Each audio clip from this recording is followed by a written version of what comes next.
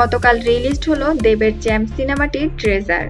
দেব তার টুইটার অ্যাকাউন্টে নিজেই পোস্ট করলেন চ্যাম্প সিনেমাটির প্রমোশনের কিছু ছবি। সেখানে দেখা গিয়েছে ইন্ডিয়ান বক্সিং টিমের কোচের সাথে দেবকে। দেব রুক্মিণীর একটি ছবিতে টুইট করে লিখেছেন, এলো tantrum queen, Rukmini is super excited. এছাড়া দেব নিজেও তার ছবিটি নিয়ে খুব এক্সাইটেড। ছবিটি পরিচালনা করছেন কলকাতার বর্তমানের জনপ্রিয় পরিচালক রাজ চক্রবর্তী। জানা গেছে আসছে পয়লা বৈশাখে চ্যাম্পের ফার্স্ট লুক প্রকাশ পাবে।